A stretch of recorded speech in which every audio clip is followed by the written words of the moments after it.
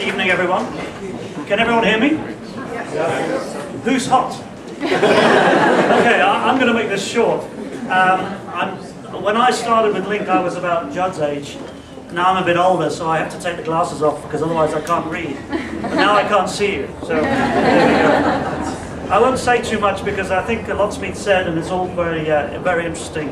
I just want to say a little bit about the American side here.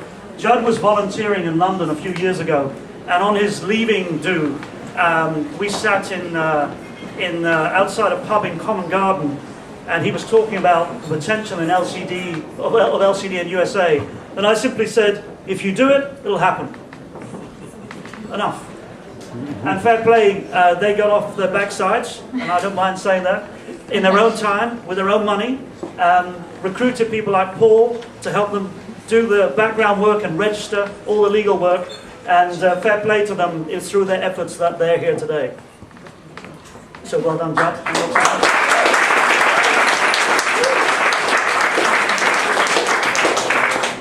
I've got some notes here, but I know that you've already had some speeches, so excuse me, I won't say too much.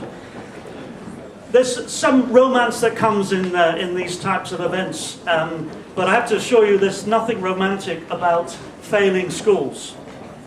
Governments that fail to deliver to the majority of children in Africa.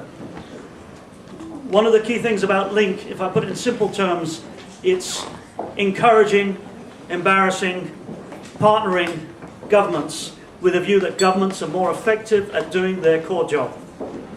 I don't mean that with any condescension, but that is the reality of what we try and do.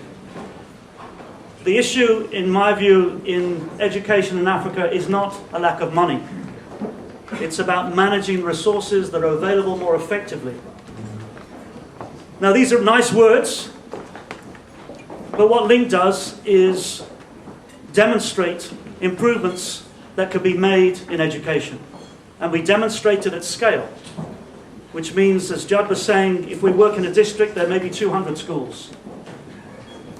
If you can make it work with district staff in 200 schools, you can make it work in 4 districts, 5 districts, 10 districts, more districts. In Uganda, I've just come back from Uganda last week, and with the support of USAID, who are now contracting us in other words, they're paying us to deliver the model that we've developed in Uganda to take it from 4 districts to 15 districts in Uganda, 15% of the country. Now that's only because it works. Now the approach we have is hard-hitting. We measure performance. We share the performance measurement with the supply side, that's with government, with ministry at different levels. We also share the performance with parents, so that we encourage parents to put pressure on their schools to perform. So for those of you who are involved in management or change management, you recognize some of these terms. So there's nothing romantic about what we do. It's making schools work. It's making districts work. It's working with government to ensure that they're accountable for delivery of education. One of the examples Judd's given is about HIV and AIDS. I think South Africa's had a poor write-up in so many ways. We get, every time there's a bit of bad news, it's all over the papers. One of the things that was criticised in South Africa was that the government wasn't interested in HIV and AIDS. And I know there were some political issues in the past with that. But I'm proud to say that we work with a government in South Africa that has reached out and impacted on HIV in every school in South Africa, and Link has been working alongside them to do that. This is one of the major successes. And you should be proud of your government for supporting those initiatives. We're working on with a program funded by USAID in South Africa now, which is impacting on a very large number of schools in South Africa, $3.5 million US, to work in peer education in HIV and AIDS. So there's a lot of good work that's happened. It started with a small beginning. It started with us learning about the realities of delivery of education. And then we started to design approaches to remove the obstacles. That's what we do. We're not looking for perfection. We're looking to remove the obstacles that stop delivery of basic education.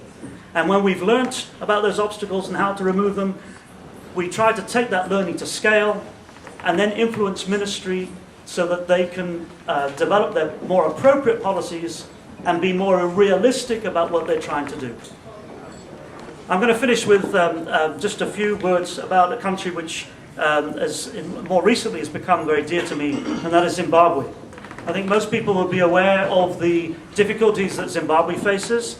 It's just taken a course whereby it's trying, with a government of national unity, to move out of a very difficult situation where they had an economic meltdown.